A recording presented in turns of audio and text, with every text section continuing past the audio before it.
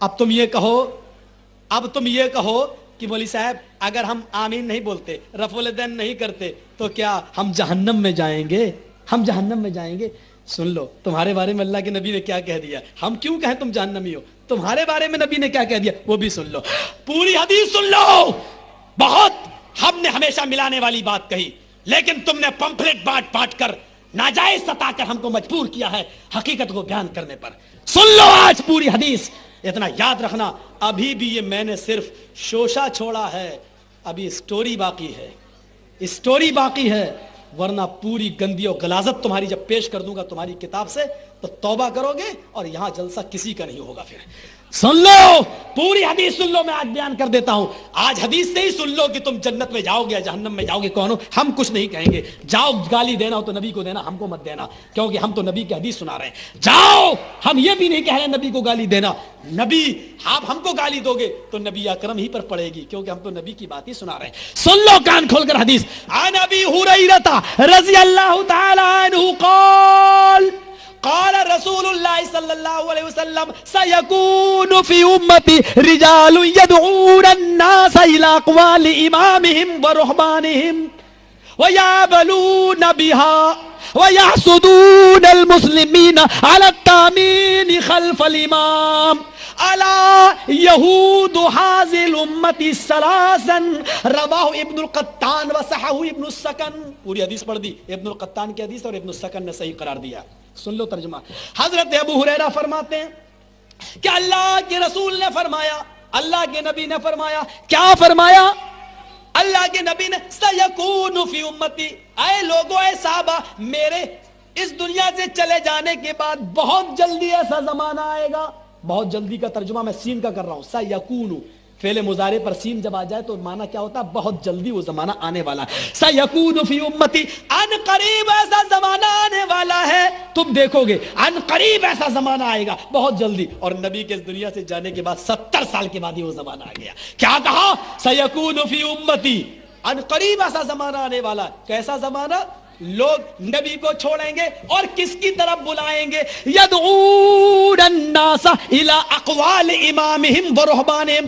ان قریب ایسا زمانہ آ جائے گا کہ لوگ اپنے اپنے اماموں کی طرف اور اپنے اپنے مولویوں کی طرف بلائیں گے.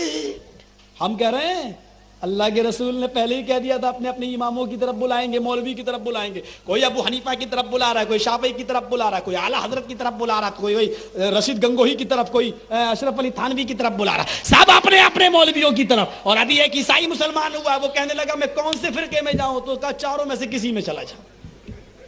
ابھی ایک عیسائی مسلمان ہوا، اس سے کہا کیا کروں میں تو اسلام تو لایا، بڑا ڈینجر تھا معاملہ، اسلام تو قبول کر لیا. اب یہ کہتے ہیں حنفی صحیح، وہ کہتا ہے اہل حدیث صحیح، وہ کہتا ہے یہ صحیح، اب میں کیا کروں؟ کہنے لگے چاروں میں سے کسی ایک کو مان لے. اب وہ کہنے لگا مجھے چاروں کو پڑھنا پڑے گا، تب ہم کو بھروسہ ہوگا کہ کون سا صحیح ہے، تب ہم اس کو قبول کریں.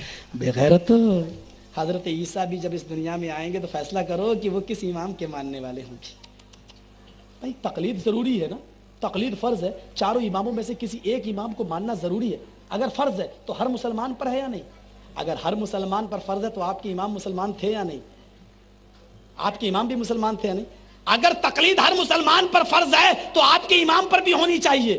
مجھے یہ بتا دو اگر تقلید ہر مسلمان پر فرض ہے تو آپ کے امام پر بھی ہوگی. آپ کے امام کس کی کرتے تھے؟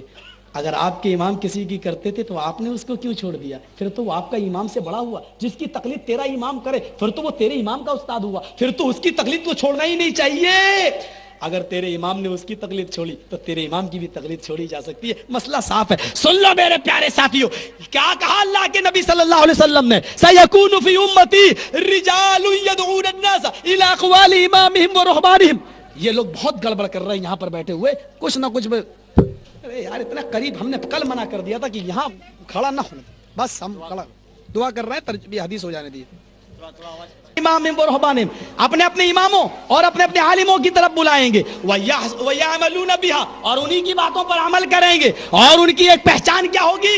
اللہ کے رسول نے کیا فرمایا؟ وَيَحْسُدُونَ الْمُسْلِمِينَ عَلَى التَّأْمِينِ خَلْفَ الْإِمَامِ. اور ان کی ایک پہچان یہ ہوگی کہ امام کے پیچھے جو لوگ زور سے آمین بولیں گے یہ لوگ ان سے حسد کریں گے، جلیں گے. یحسدو، اللہ کے رسول کہہ رہے ہیں یہ لوگ ان سے جلیں گے جو لوگ امام کے پیچھے زور سے آمین بولیں گے. تامین خلف الامام، امام کے پیچھے زور سے آمین بولنے والوں سے یہ لوگ جلیں گے. ہم سے کہتے ہو کہ ہم کہاں جائیں گے, ہم جہنمی جنتی. ہم سے نہ کہو, اللہ کے رسول نے کہا. یہ زور سے آمین بولنے والوں سے جلنے والے اور اپنے اپنے امام اور مولویوں کی طرف بلانے والے کون ہیں؟ الا یہود حاذل امہ, یہ میری امت کے یہودی ہیں. ایک بار نہیں 3 بار کہا اللہ کے رسول نے, یہ میری امت کے یہودی ہیں, یہودی ہیں. اللہ کے رسول کا نام لے کر یہ حدیث پڑھ دی ہے. ٹائم میرے اجازت نہیں دیتا ہے آگے بڑھنے کی. مجھے امید ہے انشاءاللہ یہ آپ کے سامنے معاملہ آ گیا ہوگا. اور